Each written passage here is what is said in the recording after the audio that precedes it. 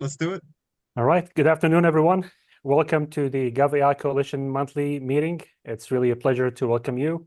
I want to welcome all the new folks that this might be their first meeting. If you are, please introduce yourself in the chat, your name, organization, and your role. And also for returning members, please introduce yourself to the new members. The same thing, your first name, first and last name, organization, and your role. As you can see, this is our agenda. And I remind myself and everybody that our coalition's mission is to empower us to harness the potential power of AI for public good. And last but not least, I want to remind our partners and our vendors that this platform is really to exchange ideas and thoughts and to collaborate. And it's not really for sales and promotion for products or companies. I know it's very tempting having all this smart and brilliant people in one room that you want to promote your products, but I kindly ask you to refrain from doing that and only share ideas and things that are related to the topic, not to promote or to sell your products or your company. And I appreciate you guys following that. And with that, we move to the next one, the announcements. All right. We have some great news. I think we kind of mentioned it last meeting. But the city of San Jose is going to be sponsoring the first GovAI Coalition Summit in December. And the program is going to be from December 4 and 5. And December 6 is going to be only for government employees and practitioners, where we have it more as strategic planning. We will have different tracks. One of them is going to be for mayors. And I think so far we anticipate around 25 to 30 mayors to attend. And we're looking forward really to have everybody. But I think in the next few days, there will be an announcement going so everyone can register. The plan is really to cap it at 500 attendees because we want it to be enough people to attend, but we don't want it to be too big where we cannot really come together and work in closed sessions. So with that, I just welcome you to hopefully encourage you to attend the summit. And with that, I will turn it over to Jamie. Thank you, Khaled. Hi, everybody. Jamie Waskalis, City of St. Paul CIO and Chair of the Use Cases Committee. I just wanted to highlight that we are going to be having vendor demos at our next Use Cases Committee meeting on September 17th. We have 4 vendors who are partnering with agencies who are using their platforms or tools to provide public service enhancements to the work that we do here in government. So really excited to see presentations from CityBot, Wordly, IntraEdge, or Trio AI, and Hazel. These vendor demos are going to continue this fall. So each use case committee meeting, we're going to have 3 to 4 vendor demos. And then after we've had a couple months of these demos, we'll reevaluate and kind of assess if we're providing the right value for all of our participants. So really, if you're interested in seeing what some of our vendor partners are doing, please register for the next use cases committee meeting, as well as vendors, please submit your AI fact sheets. If you're interested in signing up to do a demo, I think we might have a spot or 2 left in October, and then I don't think we have any for November yet. So really excited to showcase the great work that's happening here. Thanks, y'all.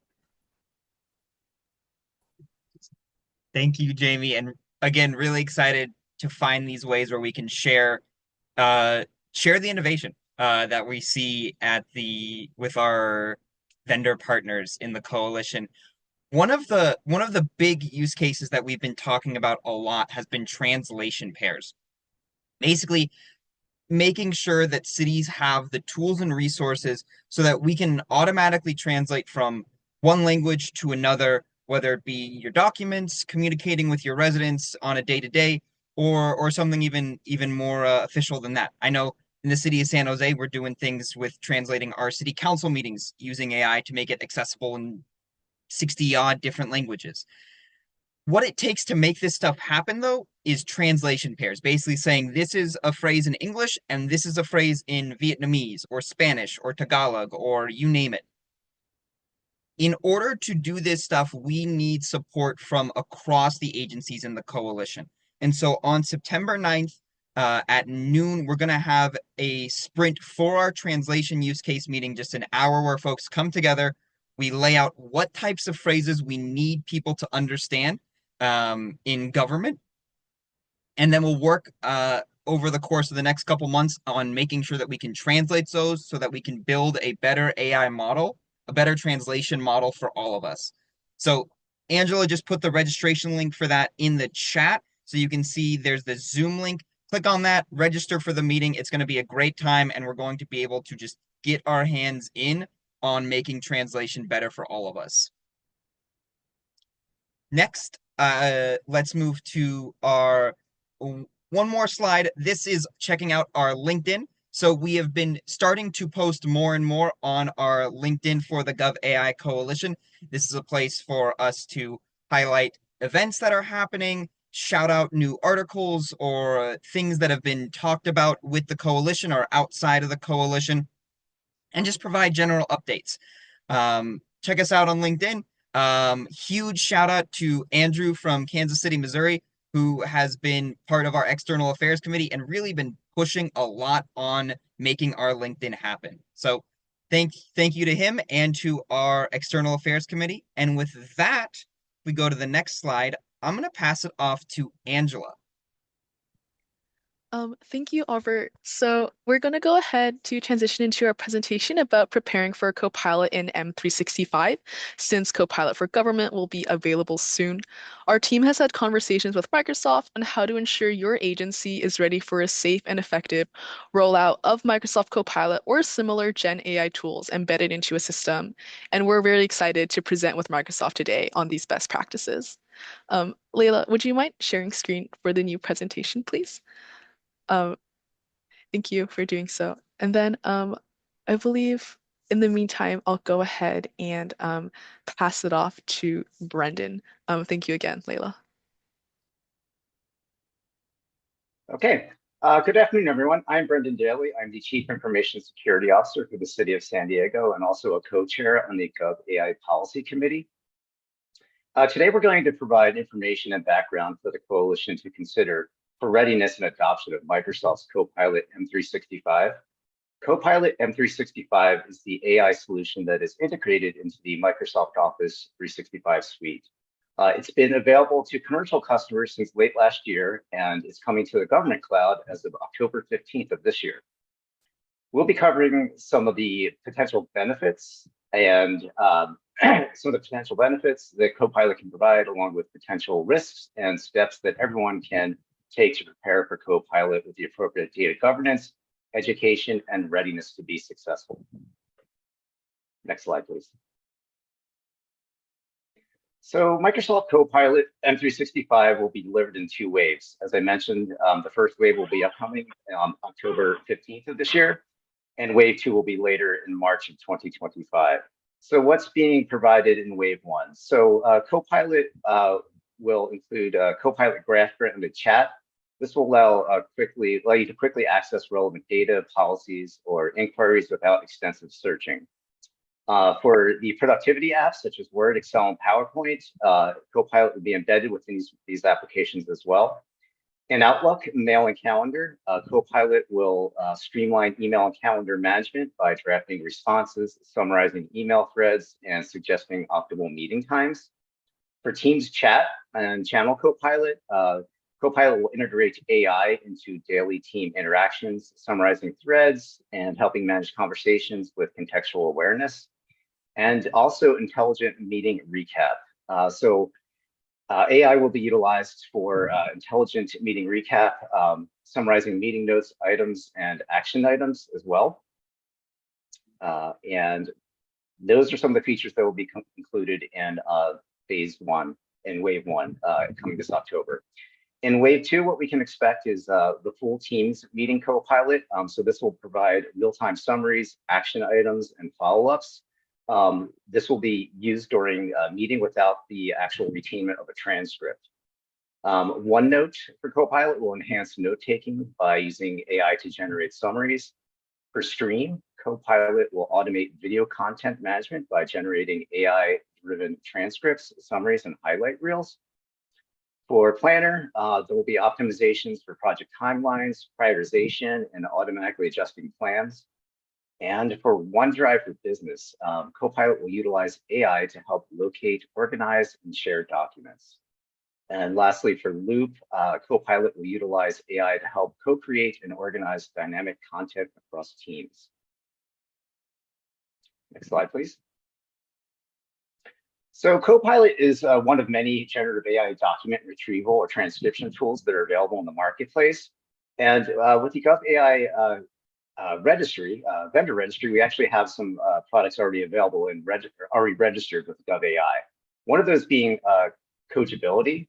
So Coachability provides public-facing chatbots, employee-facing AI assistants, and copilots for process automation and document processing bots. Hamlet summarizes public city government meetings and agendas. Once the video, audio, and agenda of a city government meeting are posted online, the system ingests that media and uses AI technology and predetermined templates to produce a summary of the meeting or agenda. The AI generated summary is then reviewed for accuracy and formatting by a human quality assurance team. And finally, that summary is posted to the city's dedicated content hub, which is also hosted by Hamlet. Hazel is used for summarizing draft contract text, identifying potential vendors for open for solicitations, centralizing vendor registration, and streamlining compliance documentation within existing forms. And Wordly makes real-time spoken language transcription and translation services available.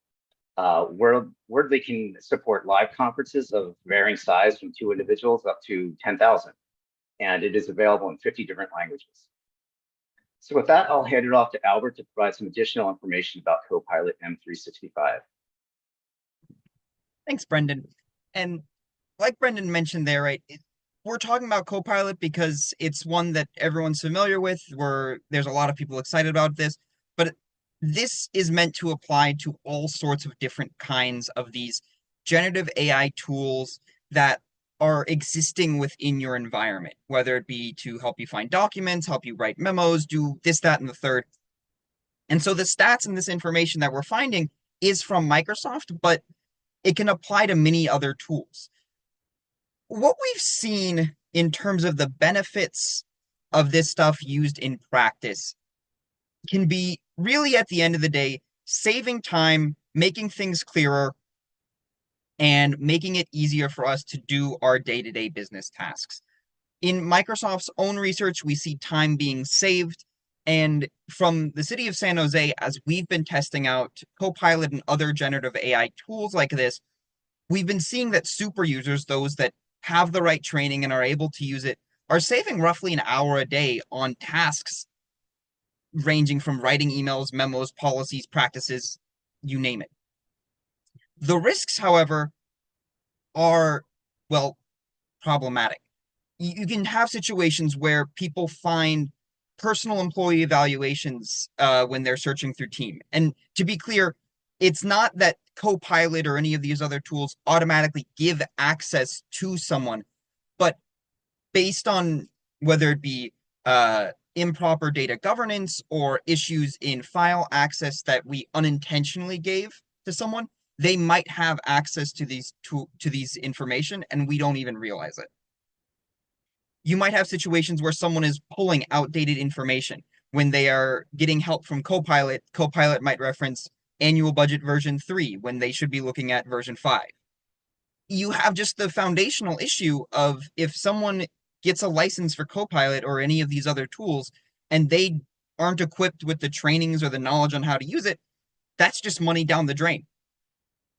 And you have situations where people can over-rely on these tools, not think about fact-checking the outputs and the information they get, and all of a sudden your agency is on the hook for the inaccuracies that came out of the system. We bring all this up, and we can go to the next slide, because when we're thinking about Copilot and these other tools, our main question is if it's going through all of our documents that we provide access to and all the information that we give it, we want to make sure that it's giving us the most recent correct information while at the same time ensuring information security and confidentiality. And with that, if we go to the next slide, at the end of the day, this is a conversation about data governance.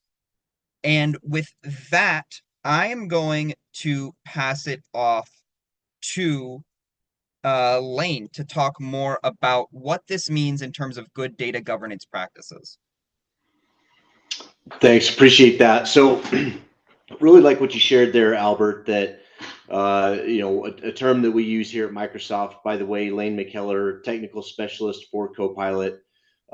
If you've been in a practice of security through obscurity where you really aren't governing your data, you just kind of hope that if something's buried deep enough in a set of files that people won't find it, that's going to put you at risk, as stated, for any AI that's brought into your organization. So it's really important that you take this time, if you haven't already, to start to prepare your organization's data environment, get proper labeling on data, ensure that things are labeled, marked, so that AI will respect those boundaries and will not give people access to things that they should not have access to.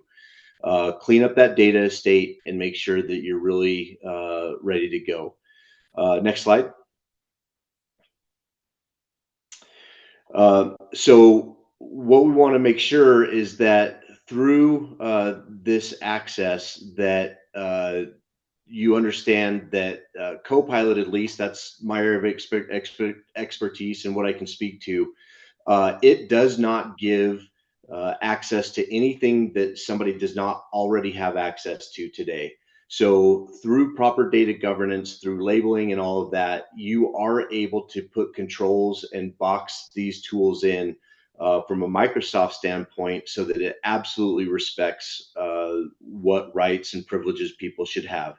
It inherits all M365 security that is applied to an individual. And as it does its generative AI, as it goes out and summarizes documents, that type of thing, it is only allowed access based on what they inherit through their M365 status as an individual. So there is a lot of ability to get yourself set up to control what that outcome is going to be, and allow for you to know and have confidence that you are secure in allowing the use of these tools. Next slide. So go ahead and turn it over to next speaker. Lane, apologies. I believe this is still you. Okay. Would you like to go take these? Yeah, go ahead. Go to the next slide. So to give you an awareness of how this works inside the Microsoft environment. So for instance, Microsoft will know who I am as an individual. Its actions are grounded not only in an LLM, but also in what's called Microsoft Graph. So it knows who I am as an individual. So it will have access to my OneDrive, to my emails, chats, SharePoint sites that I have permissions to be on, and can bring those contexts into the queries that I make to really make any actions I'm trying to take more relevant. Again, it does not give me access to anything that I should not have. So it's not going to give me access to someone else's OneDrive unless they have explicitly shared a specific file, and then that file would be available to me. But it does not automatically open up any type of context into other people's segmented world.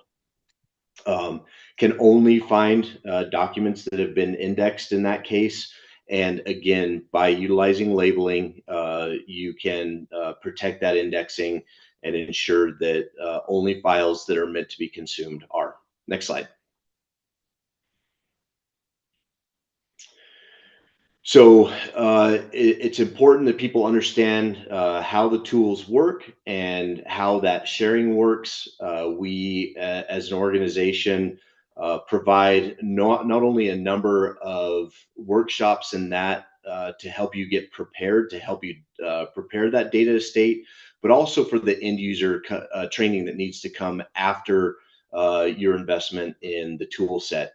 So we'll be with you for the entire journey from preparing to end user adoption, ensuring that they understand that, hey, when I go to share a document, that I need to designate particular people and not just share it with my entire organization, where at that point it would be indexed for Copilot to have access to for everyone. So just some of that end user training that needs to take place, as well as preparing your administrators to know how to go through particular settings to make sure that things default to, sharing a file defaults to only with people that I name specifically. Next slide. All right, I think there I can turn it over safely, right, Angela? Yep. No, thank you again, Lane.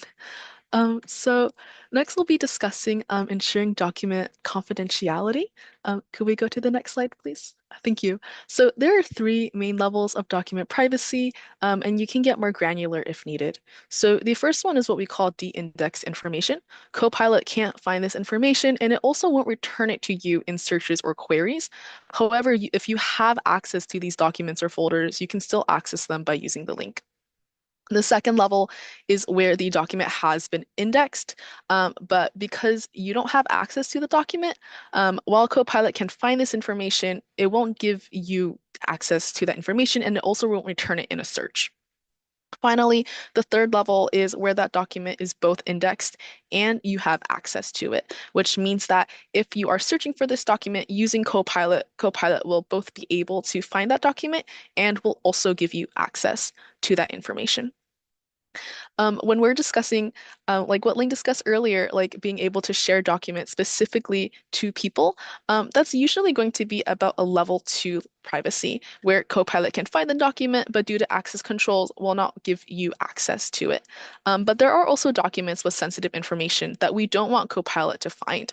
And so on the next slide, we'll be discussing how to ensure that Copilot cannot find these documents.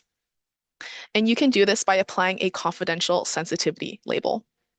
So Microsoft has sensitivity labels that control who can access documents and folders, and these apply retroactively to documents, regardless of who the shared link gives them access to. A confidential sensitivity label will prevent Copilot from returning the file to you because by labeling it confidential, the file is not indexed. You can apply these sensitivity labels using Purview. And you can do this automatically by using the G5 license, or you can apply sensitivity labels manually using a G3 or an E3 license. Only file owners or enterprise admins can set these sensitivity levels. So that's just one thing to be aware of when you're sharing or creating files and folders. Could we move to the next slide, please? Thank you. And on this slide, this is a discussion of how document confidentiality and folder confidentiality work together. So on the upper case with the discoverable folder, we see that while the folder can be found with Copilot, there's a document C in there that's been marked confidential. So if you're searching for document C, Copilot won't return it to you, but it can return the folder to you. On the bottom half, we see that there's a confidential folder, but within it is a document that has been marked public and is both indexed and accessible. So while Copilot will find document Z and return it to you, it won't do that for the folder. And then I'll go ahead and pass it off to Mark for the next slide.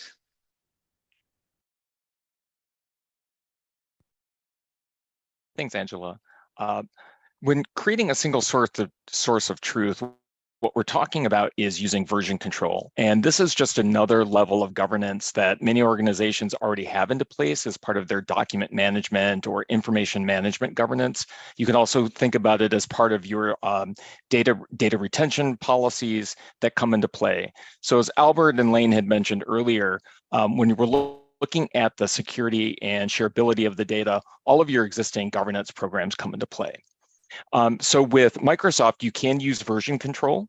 You can apply version control to help you avoid having to have multiple copies of documents and name them final or final, and try to track it in some way that only maybe certain members of your staff understand.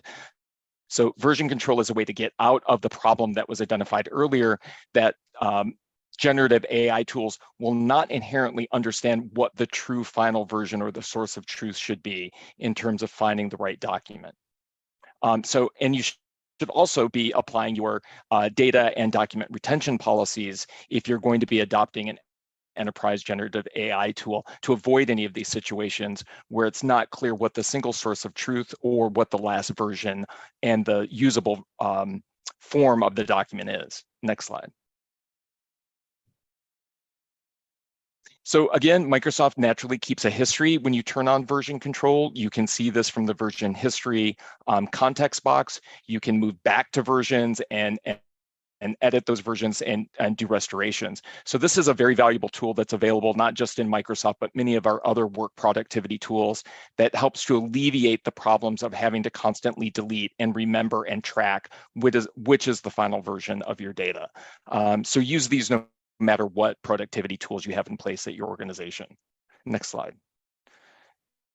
I think I'll pass it back off to Albert for summary.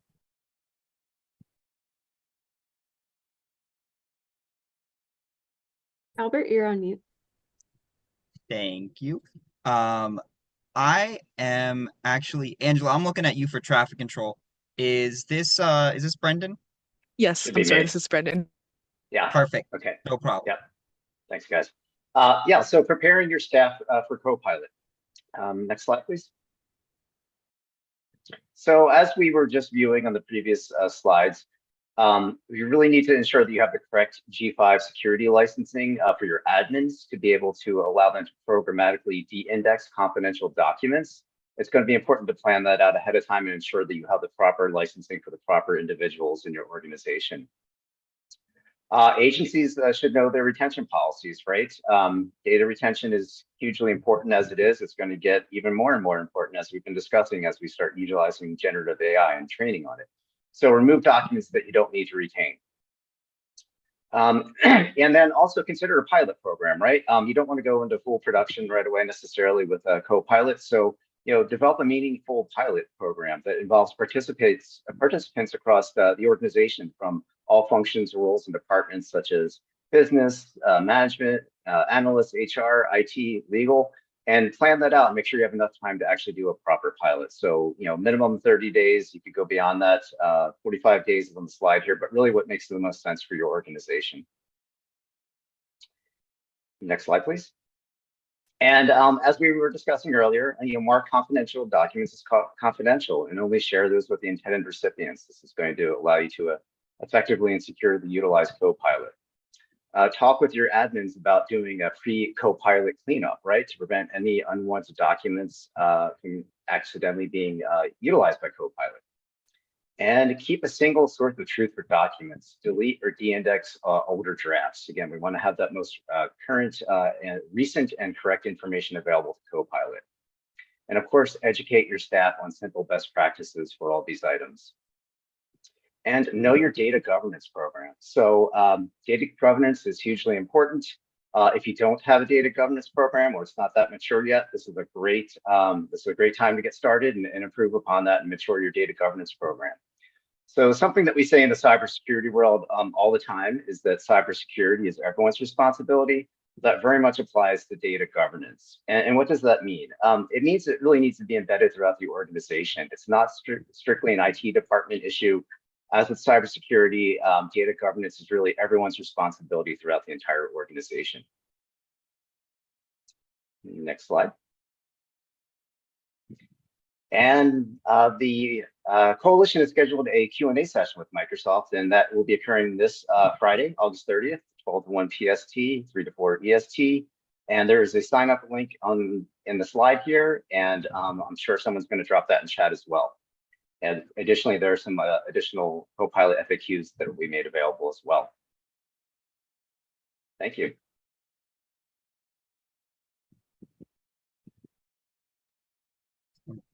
Thank you, Brendan. And Angela, when you have a moment, if you're able to drop that sign up link in the chat, that would be fantastic. And we'll send this out. Awesome. Thank you. This will be an hour-long session. Lane will have a couple of us on the call as well for providing more details around these types of data governance practices that we're talking about. So with that, I'm going to pass it off to Layla to bring us into committees. That's great. Thank you, Albert. And sorry, I was a little like trigger happy with the screen share switching, so sorry for the confusion there. Let me switch back to the meeting slides.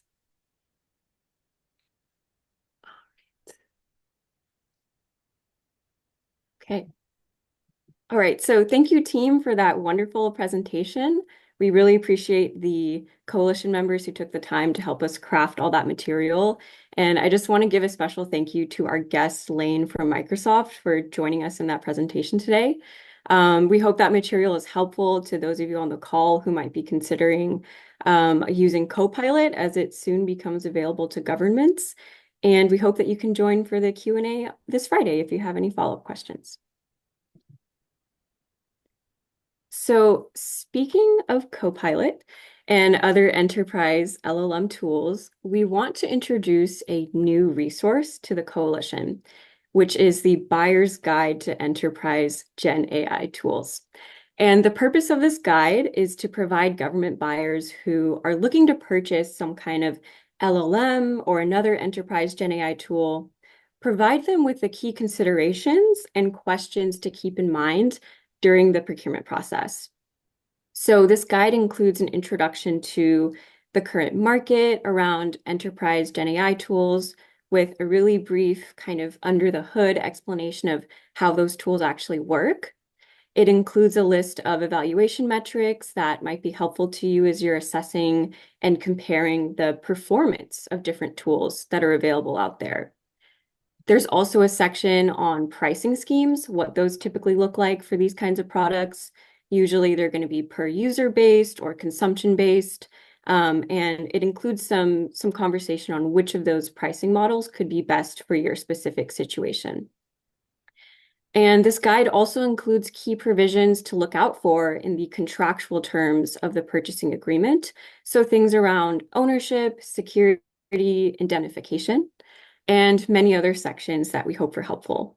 And this guide was put together by the Cooperative Purchasing Committee. So huge thank you to that committee and to all the folks who took the time to not only review, but also provide really helpful feedback and edits to the document, because without them, this kind of work, the ability to churn out these kind of resources would not be possible.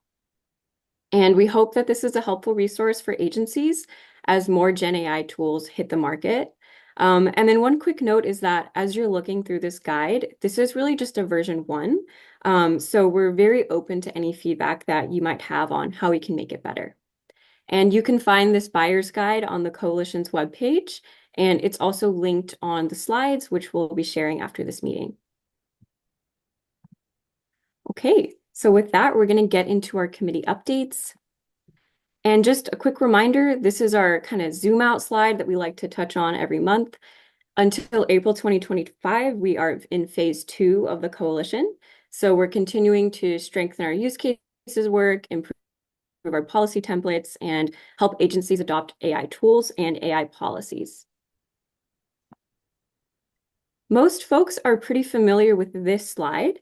So this slide lays out the structure of the coalition from our interim board to our committees and the committee's working groups. We just want to note a few really quick changes to this slide. First, the small town working group in the adoption support committee has been canceled. After a few initial meetings, that working group decided that there was already sufficient support available for small towns in other existing working groups, so that one has been disbanded. So the calendar invite and the Zoom link for that working group will no longer be valid. And then secondly, the previous version of this slide had 4 different working groups for the Cooperative Purchasing Committee. And the substantive work of those groups has actually been kind of rolled up and consolidated into just the regular committee meetings that Cooperative Purchasing has, which now occur on a bi-weekly basis. So that's going to be every other week for the Cooperative Purchasing Committee. As always, you can check out the Google Calendar for a complete list of all the upcoming GovAI meetings. You can also download the calendar invites and import them into your Outlook. And just a quick note again so the Zoom link for this meeting, the coalition-wide meeting, and the vendor agreements working group meeting, those two have been updated. So you can get the new Zoom info from the Google Calendar or from the Outlook package that you can download on this slide. Another way is that you can also fill out the sign-up form to get the committee invites. Which brings me to the next slide. So we have a new sign-up form for the coalition. Previously, we had different forms one for agencies, one for vendors, one for civil society. That's all been streamlined now into a single form, so it's much easier. And this is a place where you can sign up for committees and get the calendar invites that you need. Our San Jose team, we also get many emails throughout the week from folks asking if we can add some of their team members to the mailing list and to the team space. The best way to add new team members is to have them sign up on this form because it's going to automatically give them access and add them to the mailing list. So if you have other folks at your agency who you want to get more involved in the coalition, just send them this registration link. Okay, and with that, we'll get into committee updates, and I'm going to pass it over to Emily. Awesome. Thank you, Layla. Hi, everybody. Such a great discussion about Copilot. I was really energized by that, and great to see everybody on the call today. I just wanted to provide a brief update about the Cooperative Purchasing Committee and what we are currently working on. Thank you all for those of you who completed the survey that we issued at the last general membership meeting. Really appreciate you providing some insight to us about which of you are issuing RFPs, have existing contracts, or pending RFPs and contracts and RFIs around our use cases. We are definitely going to begin to create a repository of contracts to make those searchable among GovAI members, in particular those that are already publicly available, but certainly if you want to nominate any contracts that you would like to be made available amongst the GovAI membership, please do let us know. That is one of our first deliverables, and we want to develop a repository to make those contracts and RFIs available to membership so that you can get inspiration from how other cities are structuring their procurements for various use cases around AI. Secondly, we're working on template piggyback language to render those contracts shareable amongst GovAI members. So essentially, when members are running their own solicitations to solve for their own challenges in their environment, we want to create opportunities for membership to make those contracts shareable amongst other GovAI members, and also support the vendors that have been onboarded to serve the broader group as well. So that is the goal of creating this template language that members can incorporate into their own contracts. We are also working on guidance for shareable contracts within our GovAI membership. So again, ensuring that we're providing you with a menu of options for different ways that you can develop shareable contracts to support other GovAI members. And finally, some model language around our 3 use cases. Those are object detection, AI translation, and large language models for internal purposes such as Copilot. So that's the overview. We welcome new and additional members. As Layla said, we're now meeting bi-weekly, so we're meeting a little more frequently so that we can spin up all of these materials to hopefully support a really robust procurement and contracting support system for our GovAI membership. Thanks, everybody. Awesome. Thank you, Emily. Right, next over to Albert for adoption support. Thank you, Layla. Real quick, Adoption Support Committee, for those that are new, Adoption Support Committee is all about how do we as agencies start to adopt good AI governance, good data governance, good practices that we have built out in the GovAI Coalition. So whether you're looking for an AI policy, agreements that you should be attaching with your vendors, or anything in between, this is the space to do it. One of the big updates that's been happening recently, and want to give a huge shout out to Rich Oppenheim, who's running our education working group, is we've been putting together some work on trainings that you can provide to your staff for becoming AI experts. And right here, just want to highlight a couple of spaces that we've seen. First and foremost, I'll say that GSA, General Services Administration, has provided a federal AI community of practice training series, which, Mark, if you want to give a 30-second spiel on that, I think we've got a little time.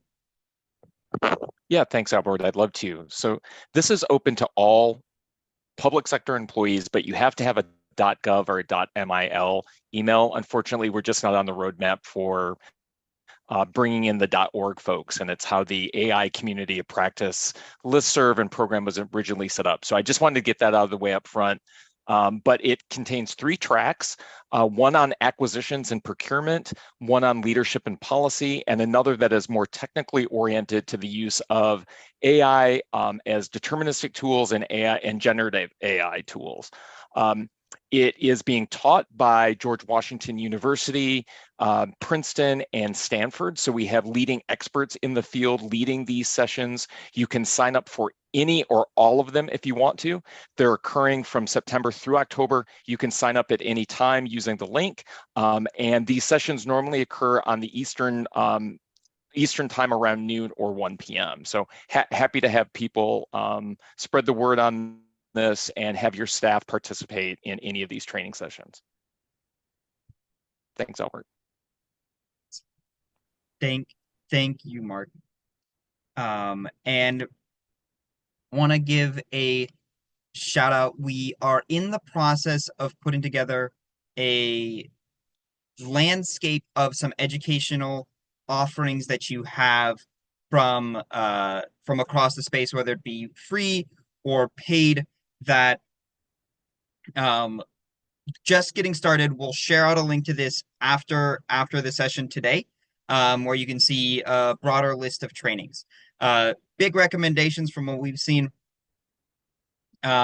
is, as you're going through both the GSA and the Innovate US, these are opportunities for both your purchasing staff and your leadership staff, but also in Innovate US, any staff that's just trying to figure out what the heck Gen AI is. So between those and the tables, we'll be sharing that out. Very excited. And thank you again to our team at the Education Working Group, folks from the AI Procurement Lab, GSA, and others for putting this stuff together for us.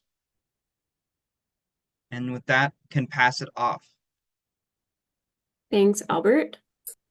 Next, over to the Policy Committee. I know Jonathan is not here today, so I'll look to Prakhar or Brendan.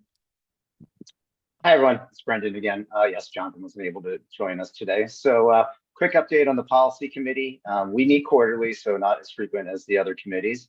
And we have our next meeting on September 23rd at 2 p.m. In this meeting, we intend on discussing updates to the policy templates, including the AI fact sheet, as well as the vendor agreement, and providing some updates on the C2PA conversations. And C2PA is the Coalition for Content Provenance and Authenticity.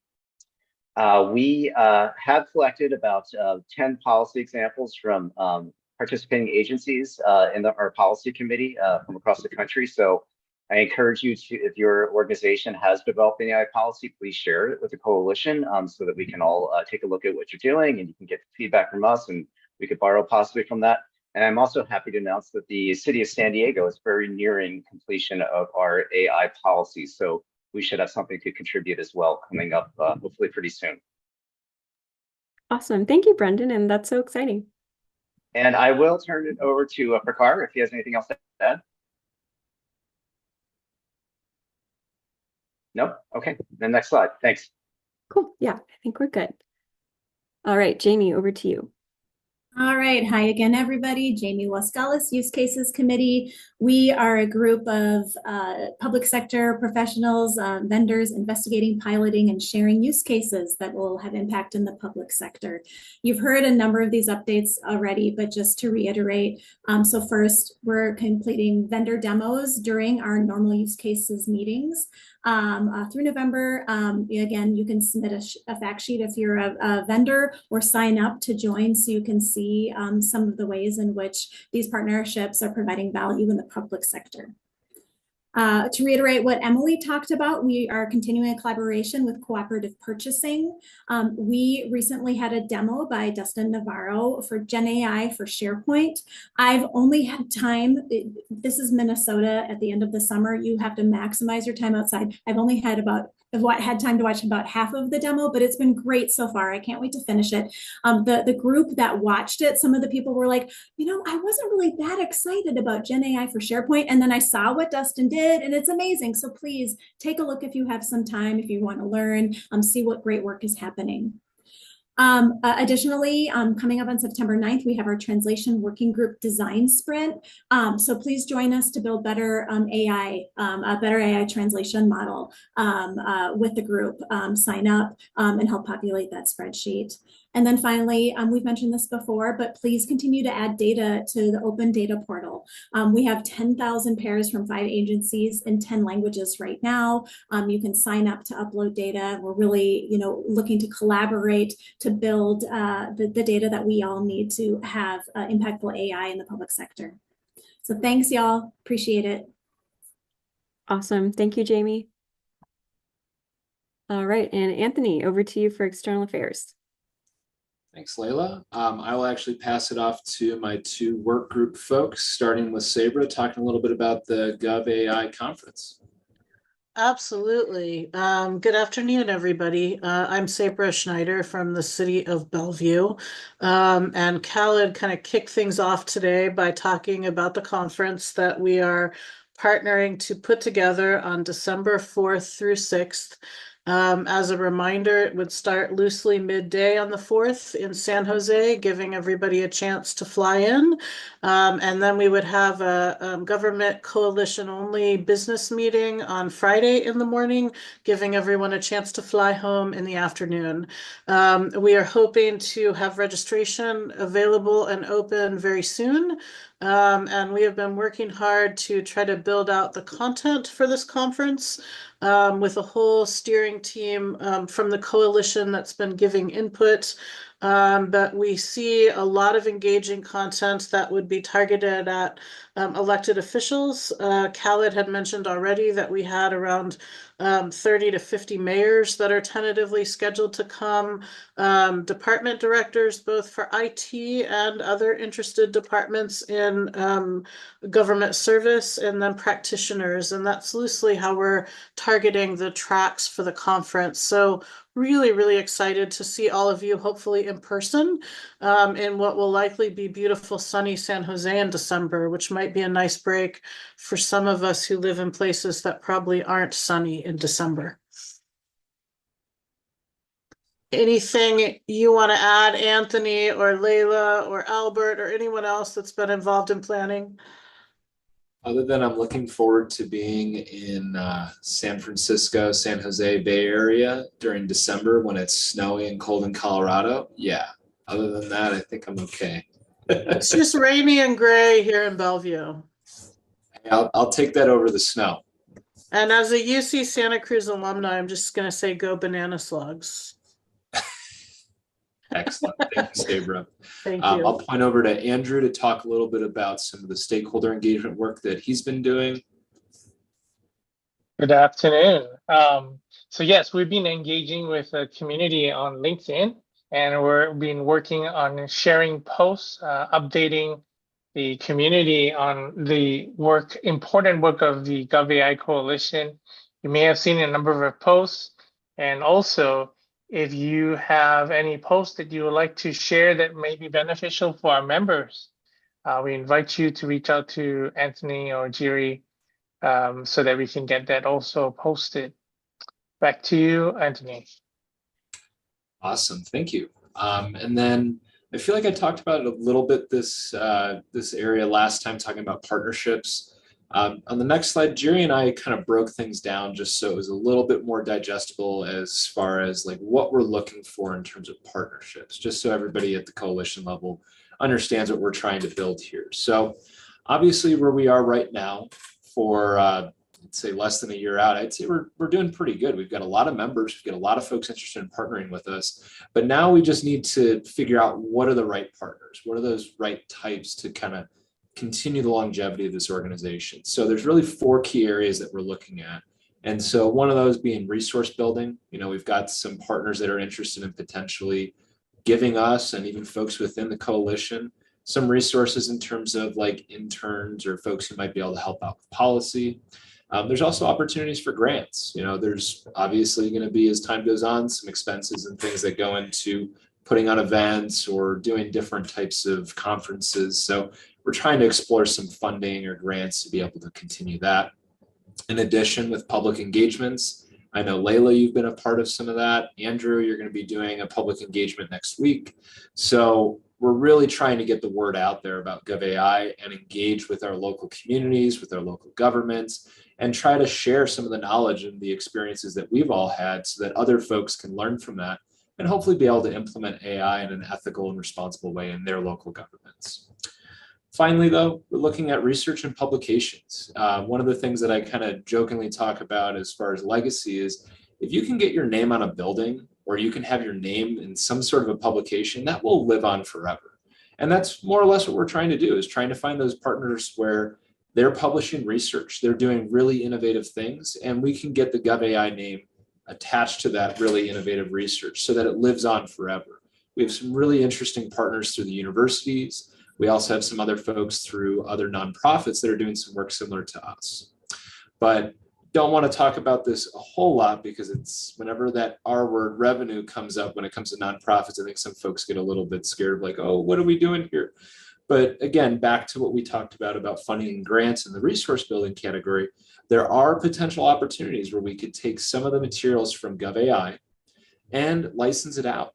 There's companies that are interested in using what we've done here and I want to continue to partner with whatever we're going to produce in the future to potentially license that as part of their training modules or part of their framework for governance. So those might be opportunities where we can generate some revenue to quote unquote keep the lights on while we're working through building and growing this organization. So wanted to just take a little bit of time, describe some of the partners that Jerry and I are really talking to and what we're working with.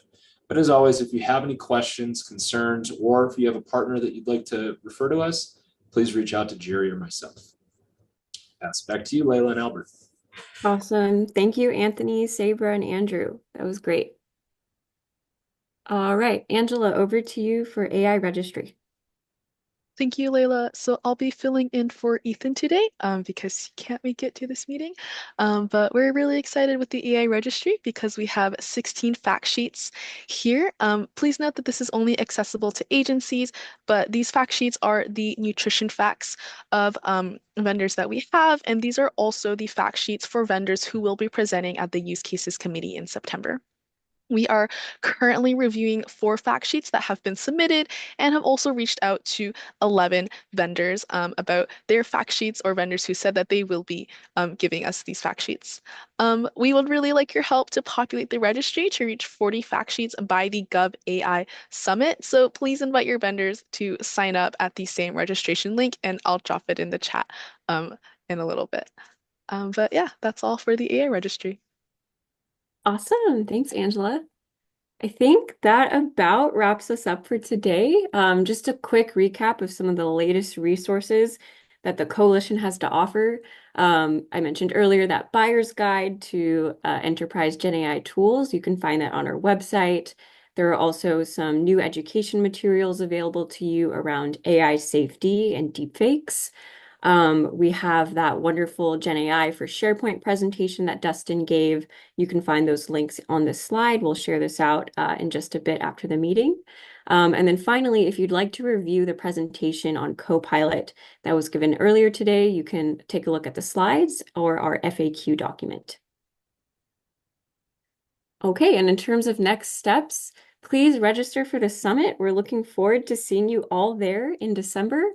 Sign up to attend the use case demos that Jamie was explaining earlier. Join the Translation Working Group Sprint on September 9th. You can sign up for the Q&A with Microsoft this Friday at noon Pacific. And then other than that, we will see you all at our next coalition meeting on September 25th. Thank you, everyone. Thank you, everyone. Thank you. Everyone. Bye, everyone. Thank you. Thank you, everyone. Take Take care. care, everybody. Very informative. Thank Thank you. you.